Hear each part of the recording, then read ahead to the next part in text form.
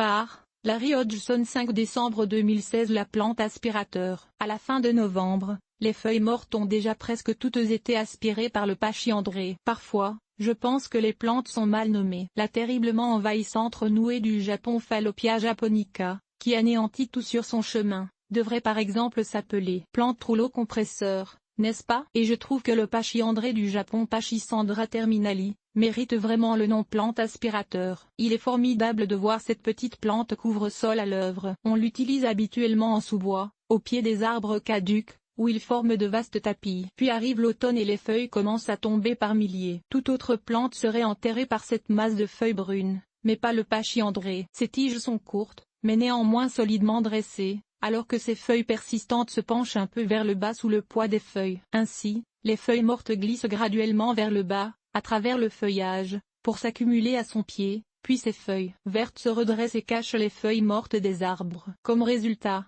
son effet de tapis vert est maintenu et toutes ces feuilles mortes disparaissent de vue, comme s'il les avait aspirées. Puis elles se décomposent en toute douceur hors de vue. C'est formidable pour le jardinier paresseux, car il n'y a aucun ménage à faire, ni à l'automne, ni au printemps, sauf parfois ramasser de grosses branches tombées des arbres au-dessus au cours de l'hiver, car même les petits rameaux tombés sont, eux aussi, aspirés par cette plante. Cache tout. Cultiver la plante aspirateur. La plante aspirateur en fleurs. Plantez le pachyandré assez densément, soit à environ 15 à 30 cm d'espacement, car il n'est pas envahissant comme tant d'autres plantes couvre-sol et ne s'étend que lentement par de courts rhizomes souterrains. Même à 30 cm d'espacement, il prendra environ 3 ou 4 ans pour former un tapis complet. C'est une plante de sous-bois qui préfère l'ombre et la mi-ombre, mais elle peut tolérer le soleil direct aussi dans les régions aux étés frais. Elle tolère presque tout sol, riche ou pauvre, tant qu'il est bien drainé, et elle compose parfaitement avec la présence de racines d'arbres. Aucun entretien n'est nécessaire, même pas l'arrosage,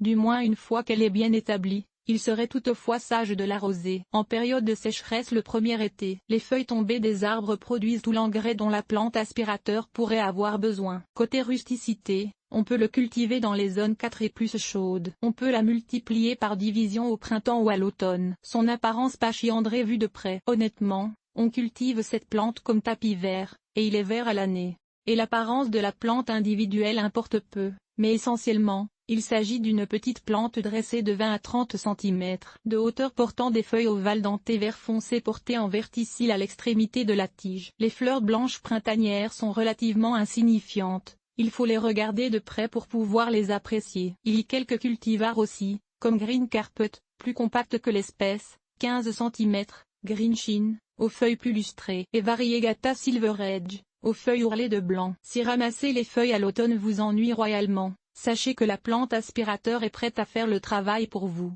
Parole de jardinier paresseux.